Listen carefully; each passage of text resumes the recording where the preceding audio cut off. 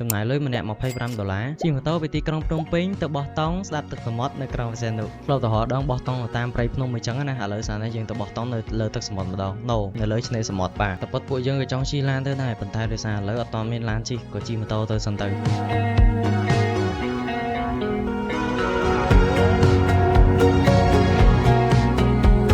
យើងរៀបចំឲ្យបានតែយើងមានទៅមានដូចជាតង់មានដូចជាគ្រឿងផ្សេងដាក់កទៅញ៉ាំផងព្រោះខ្ញុំដាក់ទៅដែរហ្នឹងព្រោះយើងអត់ទិញបាយគេព្រោះយើងព្យាយាមកាត់បន្ថយចំណាយអញ្ចឹងបើមានមីដាក់ទៅខ្ញុំដាក់មីទៅដែរខ្ញុំដាក់បន្លែខ្ញុំដាក់ពងទាអីទៅដែរទៅសមុទ្រញ៉ាំពងទា what the fuck ចេញពីភ្នំពេញទៅពេលព្រឹកខ្ញុំទៅឡែតដែរពេលហ្នឹងខ្ញុំទៅត្រង់តែចេញពីភ្នំពេញទៅឡើងម៉ោង8ព្រឹកហើយអញ្ចឹងយើងជិះម៉ូតូប្រហែលជា1ម៉ោងតិចតួចទៅដល់ហួសកំពង់ស្ពឺពួកយើងក៏ឈប់នៅ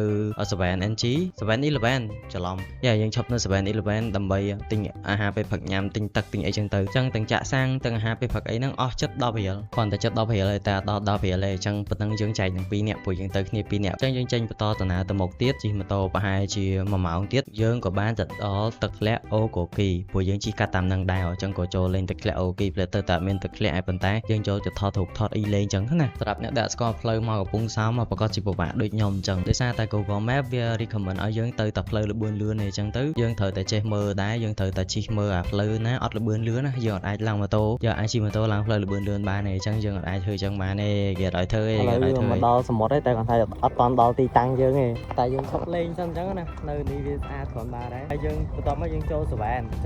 បានយើងតណាទៅមុខទៀតដល់ហើយវាចាប់ពឹកថាដល់ហើយអញ្ចឹងបន្ទាប់ពីចេញពីកន្លែងថតរូបនេះហើយខ្ញុំក៏ចាប់ផ្ដើមទៅ 7-Eleven ដើម្បីទិញទឹកយើងទិញទឹកអាដបធំអញ្ចឹងដើម្បីយើងសគួរទុកដាំបាយនៅមាត់សមុទ្រអីចឹងហើយយើងក៏មានទិញជាជីងរ៉ូឥឡូវមកដល់សវែនហើយយើងប្រហែលជានេះប្រហែលជាឈប់ទិញអីបន្តិចអានេះអស់$10អានេះទឹកហើយនឹងអានេះ$10ដោយសារយើងអត់មានទឹកប្រើទេបើយើងអត់ទិញទៅវាអត់មានអីដាំបាយដាំអីចឹងហើយបន្ទាប់មកបានយើងចេញពី 7-Eleven យើងក៏ឆ្ពោះដំណើរទៅប្រោននៅមុខសមុទ្រប្រោន Sea View តែយើងអត់បានទិញប្រោនផឹកទេដោយសារអត់មានលុយអញ្ចឹងយើងសេវលុយតែយើងអាចចូលទៅថតនៅមុខនឹងបានអីចឹងហើយមនុស្សច្រើនមែនតើថ្ងៃខ្ញុំទៅនឹងព្រោះវាចុងថ្ងៃសៅរ៍ហើយយើងក៏តដំណើរទៅមុខទៀតទៅដោយសារតែចេញពីកន្លែងប្រោនហ្នឹងម៉ោង4:75ហើយយើងក៏ទៅរកកន្លែងបោះតង់ហើយខ្លាចវាល្ងឹតទៅយើងអត់បាន set up តង់ set អីវ៉ាលីដាក់មកមានគ្រឿងទាំងអស់ហើយទៀតចំដាំបាយអូយអាសាណាឯងអាសាខ្លាំងណាស់ចុយម៉ែមឹកនេះមឹកអាំងហើយយើងប្រហែលជាបោះតង់នៅហ្នឹងហើយយើងក៏រកកន្លែងសាឡាទៅដើម្បី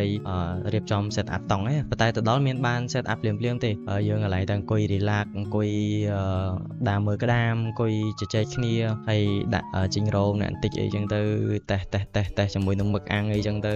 តរៀងម៉ោង5កន្លះបានយើងចាប់ផ្ដើមតឡើងតង់ម៉ោងស្មើនឹងអីពេលតឡើងតង់តឡើងអីបកាត់ភ្លើងហើយខ្ញុំក៏ចាប់ផ្ដើមធ្វើម្ហូបហើយម្ហូបខ្ញុំមានអីទេងាកហ្នឹងគឺយើងមានហាពងទាមួយមីមួយបន្លែមួយដើមស្ពៃចកដែលខ្ញុំដាក់ទៅហ្នឹងហើយយើងដាំបាយខ្លួនឯងទៅថ្ងៃហ្នឹងគឺយើងអត់ចំណាយលុយទៅលើម្ហូបច្រើនទេព្រោះយើងទិញតាមមឹកអាំង20ចក្រាក់ហ្នឹងត្រាប់ក្លែមអីចឹងណាហើយគ្មានបានទុកញ៉ាំបាយទេមុនដំបូងថាមឹកអាំងទុកញ៉ាំបាយតែពេលឃើញជីងរ៉ូចាក់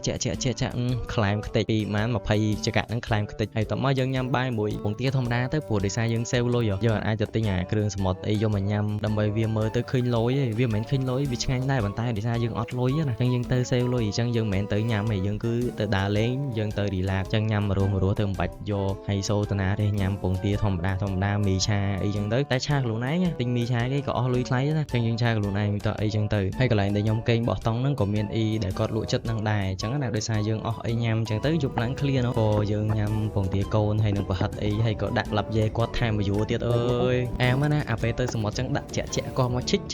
កប់សេរីយើងតេះមានដឹងណាតេះអស់6កំប៉ុងហើយអស់1កំប៉ុងហើយអស់ជីងរ៉ូ2ដបទៀតតែអត់មានអារម្មណ៍ថាអត់សូវស្រវឹងម៉ានទេដោយសារតែបាយជាប្លែកដឹងប្រហែលជាយើងញ៉ាំនៅមុខសមុទ្រទៅវាធ្វើឲ្យយើងស្រស់ស្រាយឈៀលអីចឹងណាមានអីខ្ញុំពីអ្នកមិត្តភក្តិខ្ញុំកេះឈិច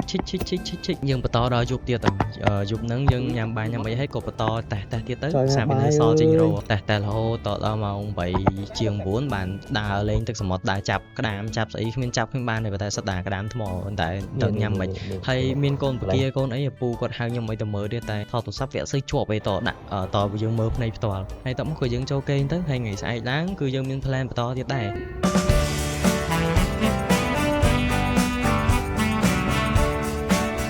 អូខេឥឡូវយើងរៀបចំទៅវិញហើយតែមុនទៅផ្ទះយើងចូលលេងកន្លែងបថោងថតរូបហើយកោះរីច្បតwe are here at ខ្មែរធ្វើបាន ហើយតមកយើងក៏បានទៅកោះ Rich Bot ដូចគ្នាហើយវីដេអូកោះ Rich Bot ខ្ញុំដាក់តិចៗទេនៅក្នុងនេះចាំខ្ញុំធ្វើមកវីដេអូទៀតនៅកោះ Rich Bot full ហ្មងព្រោះអត់អាចយើងអត់អាចដាក់ចូលគ្នាបានទេវាវែងពេកខ្លាចទាំងអស់គ្នាមើលទៅធុញហើយទៅកោះ Rich Bot យើងទិញសបុតអស់ម្នាក់$2សម្រាប់ដើរទៅមើលអញ្ចឹងណាហើយវាមានសបុតទុកជីលេងហើយសបុតអីផ្សេងៗទៀតតែដោយសារយើងបាច់ចិត្តយើងមានកំណត់យើងក៏ទិញតែអាសបុតម្នាក់$2ហ្នឹងទៅដើម្បីចូលទៅលេងកោះ Rich Bot ហ្នឹងដើរចូលមើលមួយជុំមានអារម្មណ៍ប្លែកដែរនៅលើកោះហ្នឹងអែមមែនតើអញ្ចឹងខ្ញុំគិតថាបញ្ចប់វីដេអូនេះត្រឹមហ្នឹងហើយអ្នកដែលចង់មើលវីដេអូកោះ Rich Bot ទៅខ្ញុំដាក់មកវីដេអូមួយទៀតដាច់ដល់ឡែកហ្មងព្រោះអារម្មណ៍នៅកោះ Rich Bot ក៏វាប្លែកដែរដូចគ្នាអញ្ចឹងបន្ទាប់ពីចេញពីកោះ Rich Bot មកវិញគឺម៉ោងខ្ទង់1អីហ្នឹងយើងក៏មិនថាមកវិញហើយពេលហ្នឹងចេញមកវិញហ្នឹងរៀងឃ្លានដែរតែក៏គិតគ្នាថាគួរតែញ៉ាំបាយនៅផ្ទះហ្មងឬក៏មិនដោយសាររៀងឃ្លានដែរអញ្ចឹងណាព្រោះវាអស់លុយក្នុងគ្រួហើយនៅសល់លុយសម្រាប់តែចាក់សាំងឯងមកវិញហ្នឹងអញ្ចឹងទៅដោយសារវាដល់កំណត់ទៅម្នាក់25រៀលសរុបទៅវា50រៀល2នាក់អញ្ចឹងវាដល់ចំនួនលុយដែលកំណត់ឲ្យយើងសរុបលុយអីចឹងទៅវាវាចិត្តអស់ហើយអញ្ចឹងយើងក៏ទុកសម្រាប់តែចាក់សាំងទៅហើយក៏សម្រេចចិត្តថាជិះមកញ៉ាំបាយនៅភ្នំពេញវិញហ្មងតែសម្រេចចិត្តថាទ្រាំអីចឹងណាដើរលេងចឹងហើយចង់អស់លុយតិចតតែយើងត្រូវតែទ្រាំតិចទៅហើយញ៉ាំអីដែលរស់ទៅមិនបាច់ចាំញ៉ាំអាឆ្ងាញ់ពេកទេព្រោះយើងទៅ relax ទៅមើលទេសភាពទៅមើលអីដែលយើងមិនធ្លាប់បានឃើញអញ្ចឹងយើងញ៉ាំអាណាដែលមុំទៅអញ្ចឹងណាបើយើងមានលុយច្រើនញ៉ាំច្រើនទៅតែបើយើងមានលុយតិចតួចយើងចង់ដើរលេងយើងនេះទៅអាហ្នឹងទាំងអស់គ្នាទេសម្រាប់លើទាំងអស់គ្នាចង់ដើរក៏អត់ឬក៏អីតាមទាំងអស់គ្នាទៅអញ្ចឹងណាហើយវីដេអូហ្នឹងគឺចប់តែប៉ុណ្្នឹងហើយទាំងអស់គ្នាគឺយើងបានធ្វើជោគជ័យម្នាក់អស់តែ$25មែនតើគាត់ថាយើងត្រូវរៀងត្បិតវាបន្តិចអាណាដែលថាមិនត្រូវញ៉ាំយើងក៏ញ៉ាំអីចឹងទៅអញ្ចឹងអរគុណមែនតើសម្រាប់ទស្សនាវីដេអូនេះហើយ also សង្ឃឹមថាទាំងអស់គ្នាទៅលេងសមុទ្រចំណាយលុយតិចហើយអាចវីដេអូនេះនឹងអាចជួយទាំងអស់គ្នាដែរអូខេបាយបាយជួបគ្នានៅវីដេអូក្រោយ